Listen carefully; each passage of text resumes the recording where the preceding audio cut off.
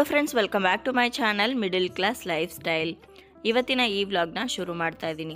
ಇವತ್ತಿನ ವ್ಲಾಗಲ್ಲಿ ಆಷಾಢ ಲಕ್ಷ್ಮೀ ಪೂಜೆಗೆ ಯಾವ ರೀತಿ ತಯಾರಿ ಮಾಡ್ಕೋತಾ ಇದ್ದೀನಿ ಅನ್ನೋದನ್ನು ನಿಮ್ಮ ಜೊತೆ ಶೇರ್ ಮಾಡ್ಕೊಳ್ತಾ ಇದ್ದೀನಿ. ಜೊತೆಗೆ ಈ ತಿಂಗಳಿನಲ್ಲಿ ಮಾಡುವಂತಹ ಲಕ್ಷ್ಮೀ ಪೂಜೆ ಈ ವಿಷಯಕ್ಕೆ ಸಂಬಂಧಪಟ್ಟಂಗೆ ಸಾಕಷ್ಟು ಗೊಂದಲಗಳು ನಿಮಗೆ ಇರ್ಬೋದು.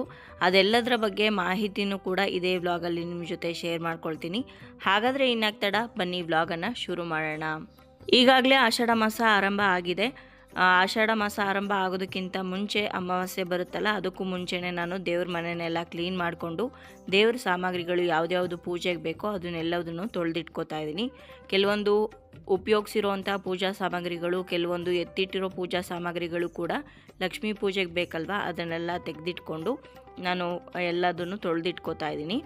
ಆಷಾಢ ಮಾಸವನ್ನು ತುಂಬ ಜನ ತಪ್ಪಾಗಿ ತಿಳ್ಕೊಂಡಿದ್ದಾರೆ, ಅದೊಂದು ಅಶುಭ ಮಾಸ ಅಂತ. ಖಂಡಿತವಾಗ್ಲೂ ಆಷಾಢ ಮಾಸ ಅಶುಭ ಮಾಸ ಅಲ್ಲ.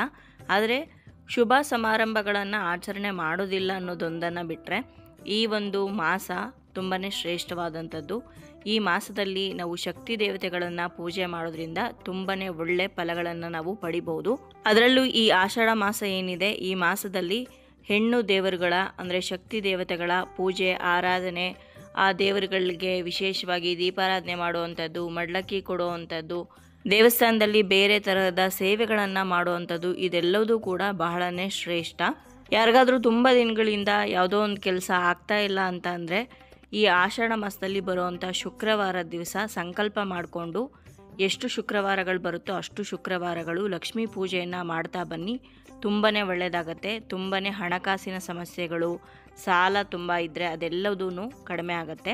ಇನ್ನು ಆಷಾಢ ಮಾಸದ ಲಕ್ಷ್ಮೀ ಪೂಜೆಯನ್ನು ಯಾವ ರೀತಿ ಮಾಡಬೇಕು ಅಂತ ನಾನು ಇನ್ನೊಂದು ಚಾನಲಲ್ಲಿ ಎಲ್ಲ ವಿಡಿಯೋಗಳು ಇದೆ, ದಯವಿಟ್ಟು ಹೋಗಿ ನೋಡ್ಕೊಂಡು ಬನ್ನಿ ಯಾರಿಗಾದರೂ ಮಾಡಬೇಕು ಅಂತ ಅನಿಸಿದರೆ. ಈ ವಿಡಿಯೋದಲ್ಲಿ ಪೂಜೆ ಬಗ್ಗೆ ಏನೂ ಹೇಳ್ತಾ ಇಲ್ಲ, ಆದರೆ ಪೂಜೆ ಮಾಡೋದಕ್ಕೆ ಪ್ರಿಪ್ರೇಷನ್ನ ಯಾವ ರೀತಿ ಮಾಡ್ಕೋಬೋದು, ಹಿಂದಿನ ದಿವಸನೇ ಗುಡಿಸಿ ಒರೆಸ್ಬೋದಾ, ಪೀರಿಯಡ್ಸ್ ಆದರೆ ಏನು ಮಾಡಬೇಕು, ಹೀಗೆ ಸುಮಾರು ಜನ ಕಮೆಂಟ್ಸ್ ಹಾಕ್ತಾ ಇರ್ತೀರ. ಅದೆಲ್ಲದಕ್ಕೂ ಇವತ್ತಿನ ಬ್ಲಾಗಲ್ಲಿ ಉತ್ತರನ ಕೊಡ್ತೀನಿ. ಶುಕ್ರವಾರದ ದಿವಸ ಲಕ್ಷ್ಮೀ ಪೂಜೆ ಅಥವಾ ಲಕ್ಷ್ಮೀ ವ್ರತವನ್ನು ಮಾಡ್ತೀರಾ ಅಂದರೆ ಹಿಂದಿನ ದಿವಸನೇ ದೇವರ ಸಾಮಗ್ರಿಗಳನ್ನೆಲ್ಲ ತೆಗೆದು ಕ್ಲೀನ್ ಮಾಡಿ ಇಟ್ಕೋಬೋದು, ತೊಂದರೆ ಏನೂ ಇಲ್ಲ. ಇನ್ನು ಮನೆಯನ್ನೆಲ್ಲ ಸ್ವಚ್ಛ ಮಾಡೋ ವಿಷಯಕ್ಕೆ ಬಂದರೆ, ಯಾರ ಕೈಲಿ ಬೆಳಗ್ಗೆ ಬ್ರಾಹ್ಮಿ ಮುಹೂರ್ತದಲ್ಲೇ ಇಡೀ ಮನೆಯನ್ನು ಕ್ಲೀನ್ ಮಾಡಿಕೊಂಡು ಪೂಜೆ ಮಾಡೋದಕ್ಕೆ ಆಗಲ್ವೋ ಅಂಥವರು ಗುಡಿಸಿ ಒರೆಸಿ ಇಟ್ಕೋಬೋದು. ಆದರೆ ಬೆಳಗ್ಗೆ ಎದ್ದ ಮೇಲೆ ನೀವು ಅಟ್ಲೀಸ್ಟ್ ದೇವ್ರ ಮನೆಯನ್ನಾದರೂ ಒರೆಸ್ಕೊಂಡು ಅನಂತರನೇ ಪೂಜೆ ಮಾಡಬೇಕು. ಇನ್ನು ಹಾಗೆ ತುಂಬ ಜನ ಹೊಸ್ತಿಲನ್ನೆಲ್ಲ ಒರೆಸಿ ಅರಿಶಿನ ಕುಂಕುಮ ರಂಗೋಲಿ ಎಲ್ಲ ಹಿಂದಿನ ದಿವಸನೇ ಇಡ್ಬೋದಾ ಅಂತ ಕೇಳ್ತಾರೆ. ಖಂಡಿತವಾಗ್ಲೂ ಆ ರೀತಿ ಮಾಡಬೇಡಿ. ಶುಕ್ರವಾರ ದಿವಸ ಬೆಳಗ್ಗೆನೇ ಬ್ರಾಹ್ಮಿ ಮುಹೂರ್ತದಲ್ಲಿ ಹೊಸ್ತಿಲು ಪೂಜೆ, ತುಳಸಿ ಪೂಜೆ ಮಾಡಿ. ತಡ ಆದರೂ ಪರವಾಗಿಲ್ಲ, ನೀವು ಬ್ರಾಹ್ಮಿ ಮುಹೂರ್ತದಲ್ಲಿ ಪೂಜೆ ಅಂತಂದರೆ ಬ್ರಾಹ್ಮಿ ಮುಹೂರ್ತ ಮುಗಿಯೋದಕ್ಕಿಂತ ಮುಂಚೆ ಒಂದು ದೀಪವನ್ನು ಹಚ್ಚಿದ್ರೆ ಸಾಕು, ಅದು ಬ್ರಾಹ್ಮಿ ಮುಹೂರ್ತಕ್ಕೇ ಸೇರಿಕೊಳ್ಳುತ್ತೆ ಪೂಜೆ. ನಿಧಾನವಾಗಿ ನೀವು 7 ಗಂಟೆ 8 ಗಂಟೆ ಸಮಯದವರೆಗೂ ಕೂಡ ಸಮಯ ತಗೊಂಡು ಪೂಜೆಯನ್ನು ಮಾಡ್ಬೋದು.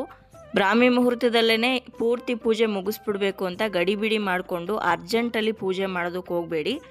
ಬ್ರಾಹ್ಮಿ ಮುಹೂರ್ತ ಮುಗಿಯೋ ಅಷ್ಟರಲ್ಲಿ ಒಂದು ದೀಪವನ್ನು ದೇವ್ರ ಮನೆಯಲ್ಲಿ ಹಚ್ಚಿಡಿ, ಅನಂತರ ನಿಧಾನವಾಗಿ ನೀವು ಪೂಜೆಯನ್ನು ಮಾಡ್ಕೊಳ್ಳಿ. ಏನೂ ತೊಂದರೆ ಇಲ್ಲ, ತಪ್ಪಿಲ್ಲ. ಪೂಜೆಗೆ ಜೋಡಿಸ್ಕೊಳ್ಳೋದು, ಹೂ ಕಟ್ಟೋದು, ಹಿಂದಿನ ದಿವಸನೇ ಅಡುಗೆ ಮನೆಯೆಲ್ಲ ಕ್ಲೀನ್ ಮಾಡಿ ಎಲ್ಲ ಪಾತ್ರೆಗಳನ್ನ ತೊಳೆಯೋದು, ಈ ರೀತಿ ಕೆಲಸಗಳನ್ನು ಹಿಂದಿನ ದಿವಸನೇ ಮಾಡಿಕೊಂಡ್ರೆ ತುಂಬಾ ಒಳ್ಳೆಯದು. ನಾನು ಕೂಡ ಅದೇ ರೀತಿ ಮಾಡ್ತೀನಿ. ಇವಾಗ ಅಮಾವಾಸ್ಯೆಗೂ ಮುಂಚೆನೇ ನಾನು ಎಲ್ಲ ದೇವ್ರ ಸಾಮಗ್ರಿಗಳನ್ನ ತೊಳೆದಿದ್ದೆ, ಅದನ್ನೆಲ್ಲ ಒರೆಸ್ಬಿಟ್ಟು ಎತ್ತಿಟ್ಕೊಂಡಿದ್ದೀನಿ. ಅನಂತರ ಇವಾಗ ನಾನು ಆಷಾಢ ಶುಕ್ರವಾರದಲ್ಲಿ ತುಪ್ಪದ ದೀಪವನ್ನು ಹಚ್ಚಬೇಕು ದೇವ್ರ ಮುಂದೆ ಅಂತ ಅಂದ್ಕೊಂಡಿದ್ದೀನಿ. ಹಾಗಾಗಿ ಮನೆಯಲ್ಲೇ ಶುದ್ಧವಾಗಿರುವಂತಹ ಬೆಣ್ಣೆ ತೆಗೆದು ತುಪ್ಪನ ಮಾಡ್ತಾಯಿದ್ದೀನಿ. ನಿಮಗೆ ಗೊತ್ತಿರೋ ಹಾಗೆ ನಾನು ಮನೆಯಲ್ಲಿ ಪ್ರತಿದಿನ ನಾವು ಹಾಲೇನು ತೊಗೊಂಡು ಬರ್ತೀವಿ, ಆ ಹಾಲಲ್ಲಿ ಕಾಯಿಸಿದಂಥ ಕೆನೆನ ಎತ್ತಿಡ್ತೀನಿ. ಆ ಕೆನೆನೆಲ್ಲ ಇವಾಗ ಒಂದು ಮಿಕ್ಸಿ ಜಾರ್ಗೆ ಹಾಕ್ಕೊಂಡು ಬೆಣ್ಣೆನ ತೆಗಿತಾ ಇದ್ದೀನಿ. ಇದನ್ನು ದೇವ್ರಿಗೋಸ್ಕರ ಮಾಡ್ತಾ ಇರೋದ್ರಿಂದ ಮಡಿಯಿಂದ ಮಾಡಬೇಕಾಗತ್ತೆ. ಅಡುಗೆ ಮನೆಯಲ್ಲಿ ಸ್ಟವ್ನೆಲ್ಲ ಒರೆಸ್ಕೊಂಡು ನಾವು ಕೂಡ ಸ್ನಾನ ಮಾಡಿಕೊಂಡು ಮಾಡಬೇಕಾಗತ್ತೆ. ಪ್ರತಿನಿತ್ಯ ಹಾಲು ಕಾದ ನಂತರ ತಣ್ಣಗಾದ್ಮೇಲೆ ಕೆನೆನ ತೆಗೆದು ಒಂದು ಬಾಕ್ಸಲ್ಲಿ ಸ್ಟೋರ್ ಮಾಡ್ತಾ ಇರ್ತೀನಿ. ಒಂದು ತಿಂಗಳಿಗೆ ಒಂದು ಸಲ ಈ ರೀತಿ ಬೆಣ್ಣೆ ತೆಕ್ಕೊಂಡು ನಾನು ತುಪ್ಪನ ಕಾಯಿಸ್ಕೊಡ್ತೀನಿ. ಮನೆಗೆ ನಮಗೆ ಪ್ರತಿನಿತ್ಯ ಅಡುಗೆಗೆ ಬಳಸೋದಕ್ಕೆ, ಹಾಗೆ ದೇವ್ರಿಗೂ ಕೂಡ ನಾನು ಮನೆಯಲ್ಲೇ ಮಾಡ್ಕೊತೀನಿ. ಸಾಕಾಗಲಿಲ್ಲ ಅಂತಂದರೆ ಬೆಣ್ಣೆ ತೊಗೊಂಡು ಬಂದು ಅಂಗಡಿಯಿಂದ ಕಾಯಿಸ್ಕೊತೀವಿ. ನೋಡಿ, ಮೊಸರಿಗೆ ಎಪ್ಪಾಕಿ ನಾವು ಬೆಣ್ಣೆ ತೆಗಿಬೇಕು ಅನ್ನೋ ಅಗತ್ಯ ಏನೂ ಇಲ್ಲ. ಬರೀ ಕೆನೆಯಲ್ಲೇ ಈ ರೀತಿ ಚೆನ್ನಾಗಿ ಬೆಣ್ಣೆ ತೆಕ್ಕೋಬೋದು. ನೋಡಿ ಎಷ್ಟು ಚೆನ್ನಾಗಿ ಬಂದಿದೆ ಬೆಣ್ಣೆ ಅಂತ. ಸುಮಾರು ಒಂದು 1/4 kg ಬೆಣ್ಣೆ ಬಂದಿತ್ತು. ಬೆಣ್ಣೆನ ತೆಗೆದ ನಂತರ ಅದನ್ನು ಮತ್ತೊಂದು ಸಲ ನೀರಿನಲ್ಲಿ ಚೆನ್ನಾಗಿ ವಾಶ್ ಮಾಡ್ಕೋಬೇಕು. ಯಾಕಂದರೆ ಹಾಲಿಂದು ಸ್ಮೆಲ್ಲೆಲ್ಲ ಇರುತ್ತಲ್ಲ, ಅದನ್ನೆಲ್ಲ ನೀಟಾಗಿ ಒಂದೆರಡು ಸಲ ಒಳ್ಳೆ ನೀರಲ್ಲಿ ವಾಶ್ ಮಾಡಿಕೊಂಡು ಅನಂತರ ಈ ಬೆಣ್ಣೆನ ಒಂದು ಸಪ್ರೇಟಾಗಿ ಪಾತ್ರೆಗೆ ತೆಗೆದಿಟ್ಕೋತೀನಿ. ಯಾವ ಪಾತ್ರೆಯಲ್ಲಿ ತುಪ್ಪನ ಕಾಯಿಸ್ತೀನೋ ಅದೇ ಪಾತ್ರೆಗೆ ತೆಗೆದಿಡ್ತಾ ಇದ್ದೀನಿ. ನಾನು ತುಪ್ಪದ ಬತ್ತಿಗಳನ್ನ ಮಾಡೋದಕ್ಕೆ ಇದು ಮಾಡ್ತಾ ಇರೋದು. ತುಂಬಾ ಸಿಂಪಲಾಗಿ ಮಾಡ್ಕೋಬೋದು. ಅಂಗಡೀಲಿ ನಮ್ಗೆ ಯಾವ ರೀತಿ ಸಿಗುತ್ತೋ ಅದೇ ರೀತಿ ತುಪ್ಪದ ಬತ್ತಿಗಳನ್ನ ಮಾಡ್ಕೋಬೋದು. ಹೇಗೆ ಅಂತ ತೋರಿಸ್ಕೊಡ್ತೀನಿ, ಕೊನೆವರೆಗೂ ವಿಡಿಯೋನ ನೋಡಿ, ಎಲ್ಲೂ ಸ್ಕಿಪ್ ಮಾಡಿದೆ. ಇವಾಗ ಬೆಣ್ಣೆನ ಕಾಯೋದಕ್ಕೆ ಅಂತ ಇಟ್ಕೊಂಡಿದ್ದೀನಿ. ಈ ತುಪ್ಪನ ಕಾಯಿಸೋದಕ್ಕೆ ನಾನು ಯಾವುದೇ ಐಟಮ್ಸ್ಗಳನ್ನ ಹಾಕ್ತಾಯಿಲ್ಲ, ಅಂದರೆ ವೀಳ್ಯದೆಲೆ, ಬೆಳ್ಳುಳ್ಳಿ, ಉಪ್ಪು ಏನೂ ಹಾಕ್ತಾಯಿಲ್ಲ. ಯಾಕಂದರೆ ದೇವರಿಗೆ ಮಾಡ್ತಾ ಇರೋದ್ರಿಂದ. ಆಲ್ಮೋಸ್ಟ್ ಇವಾಗ ತುಪ್ಪ ಚೆನ್ನಾಗಿ ಕಾದಿದೆ. ಇದಕ್ಕೆ ಒಂದು 5-6 ಲವಂಗ, ಒಂದು 4-5 ಕರ್ಪೂರದ ಬಿಲ್ಲೆಗಳು, ಹಾಗೆ 2 ಕ್ಯಾಂಡಲನ್ನು ಹಾಕ್ಕೊಂಡಿದ್ದೀನಿ.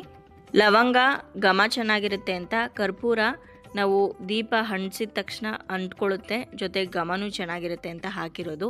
ಹಾಗೆ ಕ್ಯಾಂಡಲ್ಲು ಅದು ತುಪ್ಪದ ಬತ್ತಿ ಮಾಡಿದಾಗ ಮೋಲ್ಡ್ಗೆ ಹಾಕ್ತೀವಲ್ವ, ಅದು ನೀಟಾಗಿ ಬರಲಿ ಅನ್ನೋ ಕಾರಣಕ್ಕೆ ಕ್ಯಾಂಡಲನ್ನು ಹಾಕಿದ್ದೀನಿ. ಅದೆಲ್ಲ ತುಪ್ಪದ ಜೊತೆ ಚೆನ್ನಾಗಿ ಕರಗಿದ ನಂತರ ಒಂದು ಲೋಟಕ್ಕೆ ನಾನು ತುಪ್ಪವನ್ನು ಸೋಸ್ಕೊಂಡಿದ್ದೀನಿ. ಮನೇಲೇ ಕಾಯಿಸಿರೋ ತುಪ್ಪ ಆಗಿರೋದ್ರಿಂದ ಸ್ವಲ್ಪ ಗಷ್ಟ ಬಂದಿರುತ್ತೆ, ಅಂದರೆ ರೆಸಿಡ್ಯೂ ಉಳಿದಿರುತ್ತೆ. ಜೊತೆಗೆ ಮೇಣದ ಬತ್ತಿ ಒಳಗಡೆ ಇರೋವಂಥ ಬತ್ತಿ ಏನಿರುತ್ತೆ, ಅಂದರೆ ದಾರ, ಅದೆಲ್ಲದು ಸಪ್ರೇಟ್ ಆಗಿದೆ. ಇವಾಗ ಅಂಗಡಿಯಿಂದ ತುಪ್ಪದ ಬತ್ತಿಗಳನ್ನ ತೊಗೊಂಡು ಬಂದಿದ್ದೆ, ಅಂದರೆ ದೀಪದ ಬತ್ತಿಗಳು.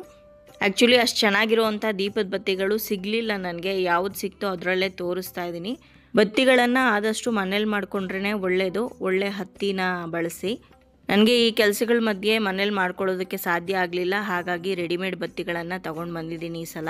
ಈ ರೀತಿ ಮೋಲ್ಡು ನಾನು ಮೀಶೋಯಿಂದ ತರಿಸ್ಕೊಂಡಿದ್ದೆ ಹೋದ ವರ್ಷ, ಅಂದರೆ 1-2 ವರ್ಷ ಆಯ್ತೇನೋ. ಅದರಲ್ಲಿ ಇವಾಗ ಎಲ್ಲ ಒಂದೊಂದೇ ಬತ್ತಿಗಳನ್ನ ಇಡ್ತಾ ಇದ್ದೀನಿ.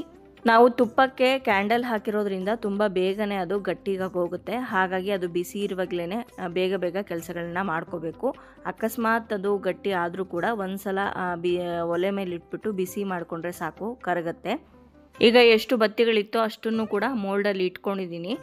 ನಿಮಗೆ ಡಿಮಾರ್ಟ್ಗಳಲ್ಲೂ ಕೂಡ ಅಥವಾ ಬೇರೆ ಯಾವುದೇ ಸೂಪರ್ ಮಾರ್ಕೆಟ್ಗಳಲ್ಲೂ ಕೂಡ ಈ ರೀತಿ ಮೋಲ್ಡ್ಗಳು ಸಿಗ್ಬೋದು. ಚಾಕ್ಲೇಟ್ ಮೋಲ್ಡ್ಸು ಎಲ್ಲ, ಅದನ್ನು ತಗೊಂಡು ಬಂದು ಕೂಡ ನೀವು ಮಾಡ್ಕೋಬೋದು ಈ ರೀತಿ.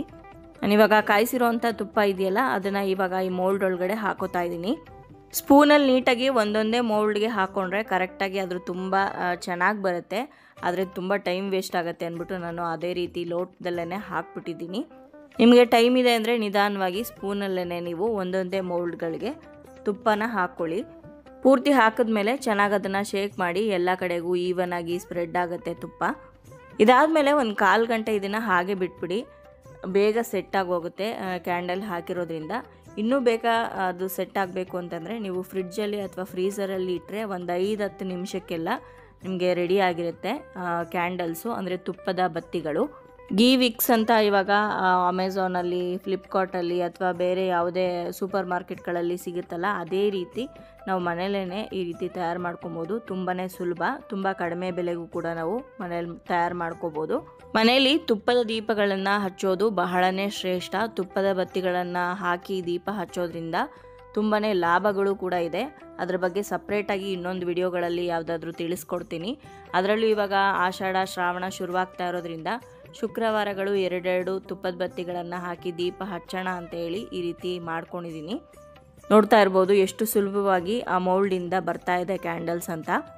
ತುಪ್ಪದ ದೀಪ ಹಚ್ಚಬೇಕು ಅಂತಂದರೆ ದೀಪದ ತುಂಬನೂ ತುಪ್ಪ ಹಾಕಿ ದೀಪ ಹಚ್ಚಬೇಕು ಅನ್ನೋ ಅಗತ್ಯ ಏನೂ ಇಲ್ಲ. ಈ ರೀತಿಯಾಗಿ ಬತ್ತಿಗಳನ್ನ ರೆಡಿ ಮಾಡಿಕೊಂಡ್ರೆ ಒಂದೊಂದು ದೀಪದಲ್ಲಿ ಒಂದೊಂದು ಬತ್ತಿಯನ್ನು ಇಟ್ಟು ನಾವು ಸರಳವಾಗಿ ಒಂದು 5-10 ನಿಮಿಷ ಉರಿಯೋ ಹಾಗೆ ತುಪ್ಪದ ದೀಪ ಹಚ್ಬೋದು. ಇಷ್ಟು ಬತ್ತಿಗಳು ರೆಡಿಯಾಗಿದೆ. ಇದನ್ನು ನಾವು ದೇವಸ್ಥಾನದಲ್ಲಿ ನಿಂಬೆಹಣ್ಣಿನ ದೀಪ ಹಚ್ಚೋದಕ್ಕೆ ಕೂಡ ತೊಗೊಂಡೋಗ್ಬೋದು. ಅಂಗಡಿಯಿಂದ ತುಪ್ಪ ತೊಗೊಂಡೋಗಿ ಹಚ್ಚೋದು ಅಷ್ಟು ಶ್ರೇಷ್ಠ ಅಲ್ಲ, ಯಾಕಂದರೆ ಅದರಲ್ಲಿ ಏನೇನು ಮಿಕ್ಸ್ ಮಾಡಿರ್ತಾರೋ ನಮಗೆ ಗೊತ್ತಿರೋದಿಲ್ಲ. ಮನೆಯಿಂದನೇ ತೊಗೊಂಡೋಗೋಣ ಅಂದರೆ ಕೆಲವೊಂದು ಸಲ ತುಪ್ಪ ಎಲ್ಲ ಬಾಕ್ಸಲ್ಲಿ ಸೋರ್ಕೊಂಡು ಹೋಗೋವಂಥ ಸಂಭವ ಇರುತ್ತೆ. ಹಾಗಾಗಿ ಈ ರೀತಿ ನಾವು ತುಪ್ಪದ ಬತ್ತಿಗಳನ್ನು ಮಾಡಿಕೊಂಡು ಬಾಕ್ಸಲ್ಲಿ ಹಾಕ್ಕೊಂಡು ತೊಗೊಂಡೋದ್ರೆ ತುಂಬ ಸುಲಭ. ಬತ್ತಿ ಹಾಕಬೇಕು, ತುಪ್ಪ ಹಾಕಬೇಕು ಅನ್ನೋ ಅಗತ್ಯ ಇರೋದಿಲ್ಲ. ಒಂದೊಂದು ಗೀ ವಿಕ್ನ ತೊಗೊಂಡು ನಿಂಬೆಹಣ್ಣಿನ ದೀಪದೊಳಗಡೆ ಇಟ್ಬಿಟ್ಟು ದೀಪ ಹಚ್ಚಿದ್ರೆ ನಡೆಯುತ್ತೆ. ಈ ಬತ್ತಿಗಳನ್ನು ಬಾಕ್ಸ್ಗೆ ಹಾಕಿ ಸ್ಟೋರ್ ಮಾಡ್ಕೋತಾ ಇದ್ದೀನಿ. ಇನ್ನು ನೆಕ್ಸ್ಟು ನನಗೆ ಸ್ವಲ್ಪ ಅಕ್ಷತೆಗಳು ಮಾಡ್ಕೋಬೇಕಾಗಿತ್ತು, ಅಂದರೆ ಕೆಂಪು ಅಕ್ಷತೆ ಹಾಗೆ ಹಳದಿ ಬಣ್ಣದ ಅಕ್ಷತೆ ಎರಡೂ ಕೂಡ ರೆಡಿ ಮಾಡ್ಕೊಬೇಕಾಗಿತ್ತು. ಪೂಜೆಗೆ ಬೇಕಾಗತ್ತೆ ಪ್ರತಿನಿತ್ಯ. ಅದರಲ್ಲೂ ಇನ್ನು ಹಬ್ಬಗಳ ಸಾಲು ಶುರುವಾಗತ್ತೆ ಶ್ರಾವಣ ಬಂತು ಅಂದರೆ. ಹಾಗಾಗಿ ಅಕ್ಕಿಗೆ ಒಂದೆರಡು ಹನಿ ತುಪ್ಪನ ಹಾಕ್ಕೊಂಡು, ಶುದ್ಧವಾಗಿರುವಂಥ ತುಪ್ಪ, ಅದಕ್ಕೆ ಒಂದರಲ್ಲಿ ಪೂರ್ತಿಯಾಗಿ ಅರಿಶಿನದ ಪುಡಿ ಹಾಕಿ ಚೆನ್ನಾಗಿ ಮಿಕ್ಸ್ ಮಾಡ್ತಾಯಿದ್ದೀನಿ. ನಾವು ಚೆನ್ನಾಗಿ ಮಿಕ್ಸ್ ಮಾಡಿದಷ್ಟು ಅದು ಚೆನ್ನಾಗಿ ಕಲರ್ ಬರುತ್ತೆ. ತುಪ್ಪನ ಒಂದೆರಡು ಹನಿ ಹಾಕೋಬೇಕಷ್ಟೇ, ಜಾಸ್ತಿ ಹಾಕ್ಕೊಬಾರ್ದು. ಬಟ್ಟೆಗಳ ಮೇಲೆ ಬಿದ್ದರೆ ಕಲೆ ಆಗೋದಿಲ್ಲ. ಹೇಗೆ ಹಳದಿ ಬಣ್ಣದ ಅಕ್ಷತೆನ ರೆಡಿ ಮಾಡ್ಕೊಂಡು ಅದೇ ರೀತಿ ಕುಂಕುಮದ ಅಕ್ಷತೆ, ಕೆಂಪು ಅಕ್ಷತೆನೂ ಕೂಡ ರೆಡಿ ಮಾಡ್ಕೋತಾ ಇದ್ದೀನಿ. ಇದನ್ನು ಗಣಪತಿ ಪೂಜೆಗೆ, ರಾಯರ ಪೂಜೆಗೆ, ಹಾಗೆ ಸುಬ್ರಹ್ಮಣ್ಯ ಸ್ವಾಮಿ ಪೂಜೆಗೆಲ್ಲ ಬಳಸ್ಕೋಬೋದು. ಸ್ವಲ್ಪ ಹೊತ್ತು ಈ ಬೌಲ್ಗಳಲ್ಲಿ ಹಾಗೆ ಇದನ್ನು ಆರೋದಕ್ಕೆ ಬಿಡ್ತೀನಿ. ಅದಾದಮೇಲೆ ಒಂದು ಬಾಕ್ಸ್ಗಳಿಗೆ ಹಾಕಿ ಸಪ್ರೇಟಾಗಿ ಎತ್ತಿಟ್ಕೊತೀನಿ. ಯಾವಾಗ ಯಾವ ಅಕ್ಷತೆ ಬೇಕೋ ಅದನ್ನು ತೆಗೆದು ಯೂಸ್ ಮಾಡ್ಕೋತೀನಿ. ಇಷ್ಟು ಅಕ್ಷತೆನ ಒಂದ್ಸಲ ಹಬ್ಬದ ಟೈಮಲ್ಲಿ ರೆಡಿ ಮಾಡಿ ಇಟ್ಕೊಂಡ್ರೆ ಹತ್ರ ನಮಗೆ ಒಂದು 6 ತಿಂಗಳವರೆಗೂ ಉಪಯೋಗಿಸ್ಕೋಬೋದು. ಜಾಸ್ತಿ ತುಪ್ಪ ಹಾಕೋಬಾರ್ದು. ಒಂದೆರಡು ಹನಿ ಹಾಕ್ಕೊಂಡು ಅರಿಶಿನದ ಪುಡಿ ಅಥವಾ ಕುಂಕುಮನ ಹಾಕ್ಕೊಂಡು ಮಿಕ್ಸ್ ಮಾಡ್ಕೊಬೇಕು ಚೆನ್ನಾಗಿ.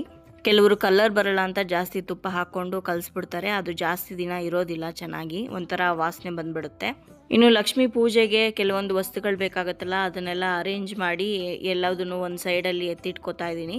ಸಡನ್ನಾಗಿ ನನಗೆ ಪೂಜೆಗೆ ಯಾವಾಗ ಬೇಕೋ ಆವಾಗ ಕೈಗೆ ಸಿಗೋ ರೀತಿ. ಲಕ್ಷ್ಮೀ ಪೂಜೆಗೆ ಅಥವಾ ಅರ್ಚನೆಗೆ ಬಳಸುವಂಥ ಎಲ್ಲ ವಸ್ತುಗಳನ್ನು ಈ ರೀತಿ ಮಸಾಲ ಬಾಕ್ಸಲ್ಲಿ ಹಾಕಿ ಇಟ್ಕೊಂಡಿದ್ದೀನಿ, ಒಂದೇ ಸಲ ಸಿಗಲಿ ಅನ್ನೋ ಕಾರಣಕ್ಕೆ.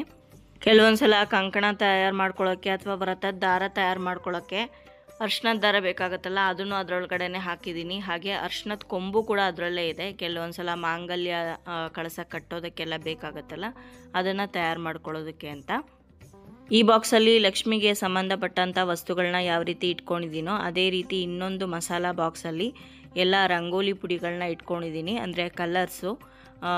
ಪ್ರತಿ ಶುಕ್ರವಾರ ಒಂದೊಂದು ರಂಗೋಲಿಯನ್ನು ಮನೆ ಮುಂದೆ ಹಾಕಿದಾಗ ಅದನ್ನು ಬಣ್ಣಗಳಿಂದ ಅಲಂಕಾರ ಮಾಡಿದ್ರೆ ಚೆನ್ನಾಗಿ ಕಾಣಿಸುತ್ತೆ ಅನ್ನೋ ಕಾರಣಕ್ಕೆ ಒಂದೊಂದು ಬಾಕ್ಸ್ಗೆ ಒಂದೊಂದು ಕಲರ್ ಹಾಕಿ ಇಟ್ಕೊಂಡಿದ್ದೀನಿ, ಸುಲಭವಾಗಿ ಉಪಯೋಗಿಸೋದಕ್ಕೆ. ವಾರ ಬರೋವಂಥ ಶುಕ್ರವಾರನೇ ಸ್ಪೆಷಲ್ಲು ಅಂತ ನಾವು ಹೆಣ್ಮಕ್ಳು ಹೇಳ್ತೀವಿ. ಇನ್ನು ಆಷಾಢ, ಶ್ರಾವಣ ಬಂತು ಅಂತಂದರೆ ಪ್ರತಿಯೊಂದು ಮನೆಯಲ್ಲಿರೋವಂಥ ಹೆಣ್ಮಗುನೂ ಕೂಡ ಲಕ್ಷ್ಮೀ ಸ್ವರೂಪನೇ ಅಂತ ಭಾವಿಸ್ಬೇಕು. ಹಾಗಾಗಿ ಲಕ್ಷ್ಮೀ ಥರನೇ ಅಲಂಕಾರ ಮಾಡ್ಕೋಬೇಕು. ಈ ಆಷಾಢ ಮಾಸದಲ್ಲಿ ಕೈಗೆ ಮದರಂಗಿ ಹಾಕ್ಕೊಳ್ಳೋದು ಅಥವಾ ಗೋರಂಟಿ ಹಾಕ್ಕೊಳ್ಳೋದು ತುಂಬಾ ಶ್ರೇಷ್ಠ ಅಂತ ಹೇಳ್ತಾರೆ. ಹಾಗಾಗಿ ನಾನು ಕೂಡ ಹಾಕ್ಕೊಂಡಿದ್ದೀನಿ. ಪ್ರತಿಯೊಬ್ಬ ಮನೆಯ ಗೃಹಿಣಿಯೂ ಕೂಡ ಆ ಮನೆಯ ಮಹಾಲಕ್ಷ್ಮಿನೇ. ಹಾಗಾಗಿ ನೀವು ಕೈಗೆ ಗೋರಂಟಿ ಹಾಕ್ಕೊಳ್ಳಿ, ಕೈ ತುಂಬ ಬಳೆ ಹಾಕ್ಕೊಳ್ಳಿ, ಅರಿಶಿನ ಕುಂಕುಮ ಹಚ್ಕೊಂಡು, ತಲೆಗೆ ಹೂ ಮುಡ್ಕೊಂಡು, ಒಳ್ಳೆ ಸೀರೆ ಉಟ್ಕೊಂಡು ಶುಕ್ರವಾರ ದಿವಸ ಲಕ್ಷ್ಮೀ ಪೂಜೆ ಮಾಡಿ ನೋಡಿ. ಖಂಡಿತವಾಗ್ಲೂ ನಿಮಗೆ ಲಕ್ಷ್ಮೀ ಕಟಾಕ್ಷ ಅನ್ನೋದು ಪ್ರಾಪ್ತಿ ಆಗುತ್ತೆ. ಆ ಲಕ್ಷ್ಮೀ ದೇವಿ ನಿಮ್ಮ ಭಕ್ತಿಗೆ ಒಲಿತಾಳೆ. ಸೊ ಈ ರೀತಿಯಾಗಿ ನನ್ನ ಆಷಾಢ ಮಾಸದ ಪ್ರಿಪ್ರೇಷನ್ ನಡೆದಿತ್ತು. ಹಾಗಾಗಿ ನಿಮ್ಮ ಜೊತೆ ಕೂಡ ಇದನ್ನು ಶೇರ್ ಮಾಡ್ಕೊಂಡಿದ್ದೀನಿ. ನಿಮಗೂ ಕೂಡ ಈ ವಿಡಿಯೋಯಿಂದ ಉಪಯೋಗ ಆಗಿದೆ ಅಂತ ಭಾವಿಸ್ತೀನಿ. ಬನ್ನಿ ಹಾಗಿದ್ರೆ ಎಲ್ಲರೂ ಖುಷಿಯಿಂದ ಈ ಆಷಾಢ ಮಾಸದ ಲಕ್ಷ್ಮೀ ಪೂಜೆಯನ್ನು ಮಾಡೋಣ. ಸೊ ಇವತ್ತಿನ ಈ ವ್ಲಾಗ್ನ ನಾನು ಇಲ್ಲಿಗೆ ಮುಗಿಸ್ತಾ ಇದ್ದೀನಿ. ವ್ಲಾಗ್ ನಿಮ್ಮೆಲ್ಲರಿಗೂ ಇಷ್ಟ ಆಗಿರ್ಬೋದು ಅಂತ ಭಾವಿಸ್ತೀನಿ. ಇಷ್ಟ ಆಗಿದ್ರೆ ಲೈಕ್ ಮಾಡಿ, ಬೇರೆಯವ್ರಿಗೂ ಕೂಡ ಶೇರ್ ಮಾಡಿ. ಹಾಗೆ ನಿಮ್ಮ ಅನಿಸಿಕೆ, ಅಭಿಪ್ರಾಯವನ್ನು ಖಂಡಿತವಾಗ್ಲೂ ಕಮೆಂಟ್ ಮುಖಾಂತರ ಬರೆದು ತಿಳಿಸಿ. ಮತ್ತೊಂದು ಇಂಟ್ರೆಸ್ಟಿಂಗ್ ವ್ಲಾಗ್ ಜೊತೆಗೆ ನಿಮ್ಮನ್ನ ಮತ್ತೆ ಭೇಟಿ ಆಗ್ತೀನಿ. ಅಲ್ಲಿಯವರೆಗೂ ಧನ್ಯವಾದಗಳು. ಲೋಕ ಸಮಸ್ತ ಸುಖಿನೋ ಭವಂತು.